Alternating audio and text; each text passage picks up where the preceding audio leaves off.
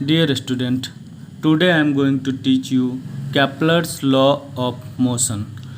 It is also called as Kepler's law of planetary motion. Johannes Kepler जिन्होंने ये law को दिया था वो एक एस्ट्रोनॉमर थे और उन्होंने 3 लॉज दिए थे जो कि गवर्न करता है किस चीज़ को, motion of the planet around the sun, similar motion of the satellite around the planet. ये दोनों ही चीज़ों को ये एक्सप्लेन करता है केपलर्स लॉ ऑफ मोशन। हम इस वीडियो में सबसे पहले समझेंगे कि एलिप्स होता क्या है। एलिप्स जो होता है वो होता क्या है। एलिप्स में 2 फोकाई होते हैं। एक्चुअली फोकस का ही प्लूरल शब्द जो होता है वो फोकी होता है। तो एलिप्स में 2 फोकी होते हैं, एक F1 और एक क्या होता है F2 होता है। और ये दोनों सेंटर से क्या होते हैं, इक्वी डिस्टेंस होते हैं। इधर से भी इक्वी डिस्टेंस और यहाँ से भी क्या होते हैं, इक्वी डिस्टेंस होते हैं। तो ये मैंने थोड़ा सा एलिप्स के बारे में आपको बताया। अब मैं केपलर्स फर्स्ट लॉ के बारे में बताता हूँ। केपलर्स का फर्स्ट लॉ क्या होता है। फर्स्ट लॉ कहता है कि the planet move in elliptical orbit around the sun with the sun at one of the 2 foci of the elliptical orbit.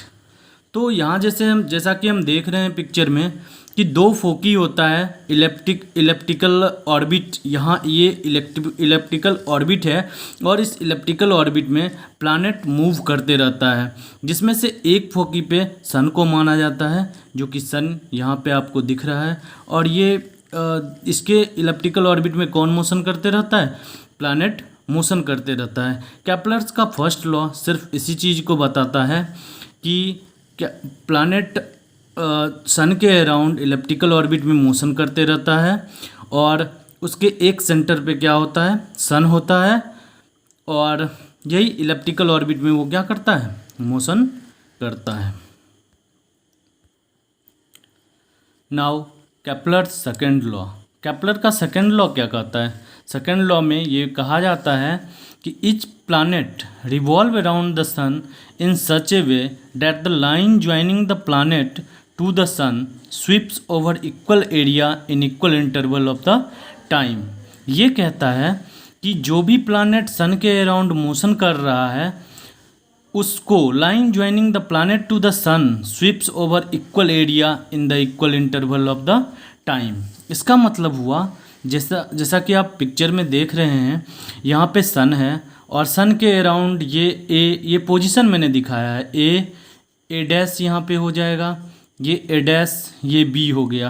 पहले यहाँ पे था और इक्वल मैंने मान लिया कि टाइम अगर मैं टी ले रहा हूँ, टी टाइम में अगर प्लैनेट A1 से B1 के पास A1 से B1 की दूरी तय करता है और फिर जब हम इसके पास आके देखते हैं यहाँ पे, तो यहाँ पे भी A से B के बीच में क्या होता है, यहाँ पे प्लैनेट मोशन करता है। प्लैनेट यहाँ पे जब मोशन करता है तो इन दोनों के बीच जो स्वीप किया गया एरिया होता है, वो एरिया जो एरिया कवर किया हुआ था वो दोनों ही एरिया क्या होता है, बराबर होता है। यहाँ पे भी हम जब टाइम का बात करेंगे तो टी ही होगा। यहाँ का भी टाइम मेरा क्या होगा, टी होगा। यहाँ पे टी टाइम में इसे इतना एरिया कवर करना पड़ता है और यहाँ पे टी टाइम में ये एरिया कवर करता है। यही ये दिखाया गया है कि each planet revolve around the sun in such a way that the line joining the planet to the sun sweeps over equal area in equal interval of the time. अब इसको ज़रा हम एक्सप्लेन करने का बात करते हैं। इसका मतलब ये हुआ कि जब प्लैनेट मूव करता है, जब वो क्लोज रहता है, चूँकि आप देख रहे हैं यहाँ पे कि यहाँ पे दूरी कम थी, यहाँ पे टी टाइम में बस यहाँ से यहाँ तक ही उसने क्रॉस किया। तो जब वो सन से दूर होता है तो वो फास्ट मूव करता है, क्योंकि एरिया जब बराबर होना है तो यहाँ कम दूरी ही तय करना रहता है, इसीलिए वो स्लोअर मूव करता है। और जब यहाँ पे उतना ही एरिया यहाँ पे भी उतना ही एरिया कवर करना पड़ता है तो यहाँ पे वो क्या करता है और ये डिस्टेंस क्या हो जाता है, ज़्यादा हो जाता है। इसीलिए यहाँ पे प्लैनेट का मोशन क्या हो जाता है, फास्ट हो जाता है। यही यहाँ पे कहा गया है कि जब sun planet moves faster when it is closer to the sun and moves slowly when it is farther from the sun। Planet जो रहता है वो जब सन के पास रहता है, जब सन के पास रहता है यहाँ पे फास्ट मूव करता है, और जब सन से दूर रहता है प्लैनेट तो वो क्या करता है, स्लो मोशन करता है। A planet doesn't move with constant speed around the sun. ये सेकेंड लॉ से हम एक कंक्लूजन निकाल सकते हैं कि प्लैनेट हर समय सन के अराउंड सेम स्पीड से मोशन नहीं करता है। अब हम पढ़ते हैं कैप्लर्स थर्ड लॉ। कैप्लर के थर्ड लॉ के अनुसार the cube of the mean distance of the planet from the sun is directly proportional to the square of the time it takes to move around the sun. तो यहाँ पे बोला जाता है कि जो मीन डिस्टेंस हम लेते हैं किससे, सन से, वो जो होता है वो डायरेक्टली प्रोपोर्शनल किसके होता है, square of the time taken to move around the sun. आप यहाँ पे देख सकते हैं कि यहाँ से जो डिस्टेंस है, जो मीन डिस्टेंस, यहाँ पे ज़्यादा डिस्टेंस होता है, इधर कम डिस्टेंस होता है सन का। तो मीन डिस्टेंस जो हम लेते हैं सन से, जो प्लैनेट का मीन डिस्टेंस होता है वो किसके प्रोपोर्शनल होता है, स्क्वायर ऑफ द टाइम, जो टाइम यहाँ पे स्पेंड हो रहा है उसके स्क्वायर का, square of the time to move around the sun. तो एक मीन डिस्टेंस, चूँकि यहाँ पे ज़्यादा डिस्टेंस होता है और यहाँ पे कम डिस्टेंस होता है सन और प्लैनेट के मोशन के बीच में, तो इसके लिए हम एक मीन डिस्टेंस लेते हैं। और वो मीन डिस्टेंस जो होता है वो किसके, मीन डिस्टेंस को हम आर अगर लेते हैं, डिस्टेंस को अगर हम आर लेते हैं तो आर का whole cube is directly proportional to T का होल स्क्वायर। और यहाँ पे टी क्या है, टी इसका टाइम है, जो कि एक अराउंड द सन घूमने में, एक चक्कर लगाने में जितना टाइम लेता है वो क्या हो जाता है, टी।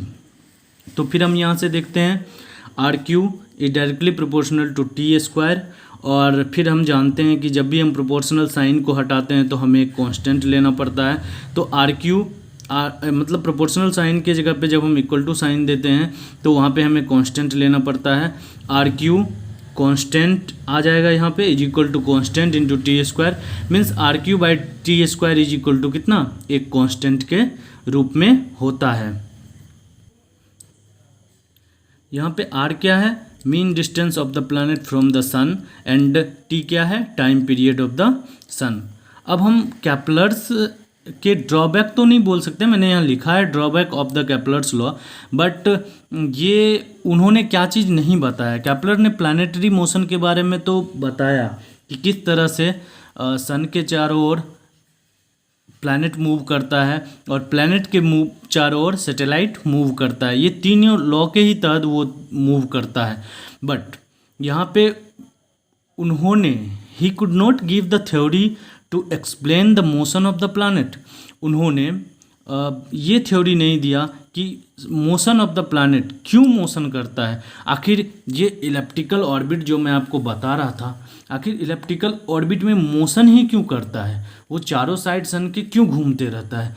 इस चीज़ को उन्होंने क्या किया, कैप्लर्स ने एक्सप्लेन नहीं किया था। बाद में न्यूटन ने इस चीज़ को बताया कि cause of the motion of the planet is gravitational force which the sun exert on them. यहाँ पे न्यूटन ने बताया कि काउज ऑफ मोशन क्या है प्लैनेट का, कोई भी प्लैनेट मोशन क्यों करता है, उसके लिए ग्रेविटेशनल फोर्स रिस्पॉन्सिबल होता है। किसका ग्रेविटेशनल फोर्स रिस्पॉन्सिबल होता है, सन का ग्रेविटेशनल फोर्स रिस्पॉन्सिबल होता है, जो कि किस पे लगता है, प्लैनेट पे लगता है। तो आप ये समझ पा रहे होंगे कि कैप्लर्स का 3 लॉ था और मैंने तीनों को एक्सप्लेन किया और फिर मैंने ये बताया कि इसका ड्रॉबैक क्या है। अगर आपको ये वीडियो अच्छा लगे तो आप इसे लाइक करें, चैनल को सब्सक्राइब करें तथा शेयर करें। इसी तरह का वीडियोज जो भी हार्ड टॉपिक्स जो भी होंगे उस चीज़ को मैं इजी वे से समझाने का कोशिश करूँगा। आप इस चैनल के नोटिफिकेशन को भी ऑन कर लें जिससे आपको मेरे वीडियोज मिलते रहें।